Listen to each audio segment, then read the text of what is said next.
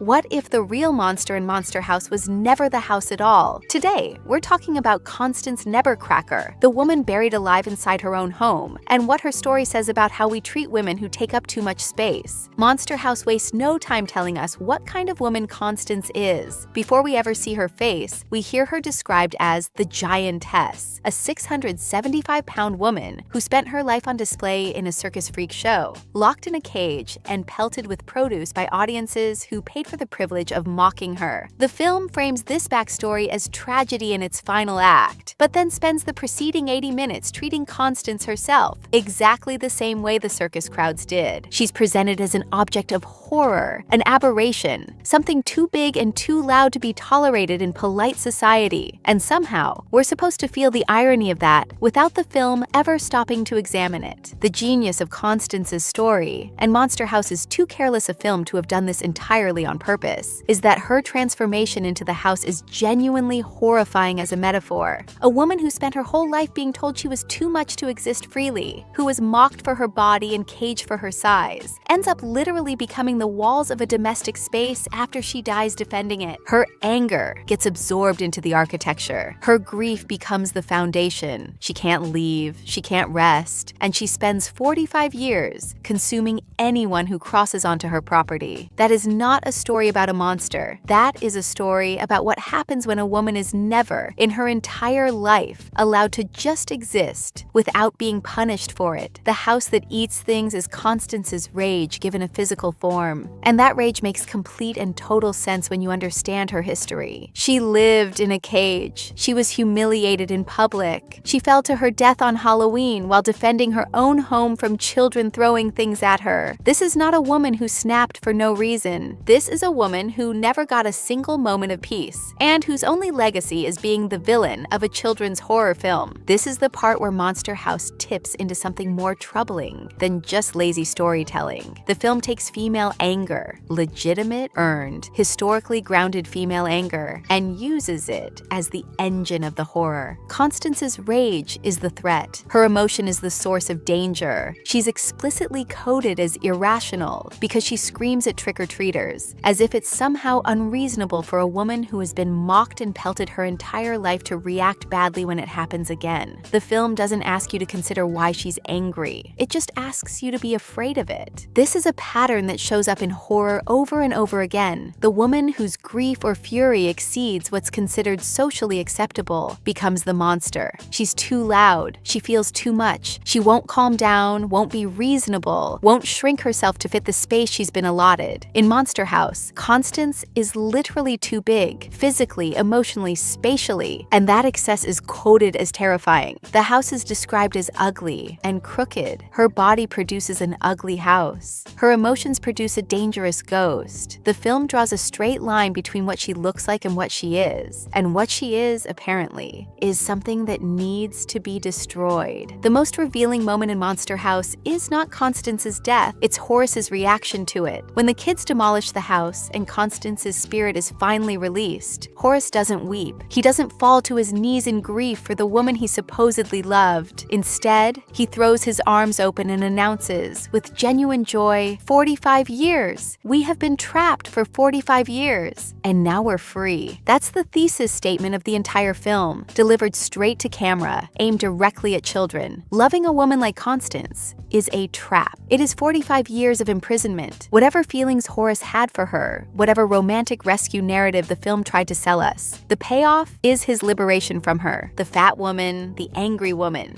the woman who took up too much space, her death is a happy ending. And because this is a children's film, because it's rated PG and framed as spooky fun, that message lands in the back of young audiences' minds without ever being questioned. The film's final image of Constance is her old sideshow cage, still standing at the house's former site. Her only memorial is the thing that imprisoned her first. Monster House doesn't register that as tragic. It's just atmosphere, just Halloween decoration, just a little visual flourish to close things out. But it's also the whole story. Here is a woman who spent her entire existence inside various cages. And here is the movie that made that into a punchline. Here's the thing though, people love Constance. Not universally, not loudly, but there's a reason she she keeps resurfacing in conversations about animated villains who were actually right. The film gives us just enough of her backstory that audiences can't quite let go of the discomfort it creates. She was wronged, repeatedly, systematically, casually wronged. And while the movie intends her rage to read as monstrous, it keeps accidentally making her the most understandable character in the story. Constance Nebbercracker is not a monster. She's a woman who was treated like one for so long that eventually she became what the world always insisted she was. And the real horror of Monster House is that it presents that as a satisfying resolution, rather than the tragedy it actually is. So no, the scariest thing in Monster House isn't the house. It's the ease with which the film, and by extension the audience, consents to the idea that some women are simply too much to survive. This is Ladies First, watching women in movies. Here, we empower women by reviewing and discussing films that highlight their stories, struggles, and achievements. Don't forget to like, subscribe, and share your thoughts in the comments.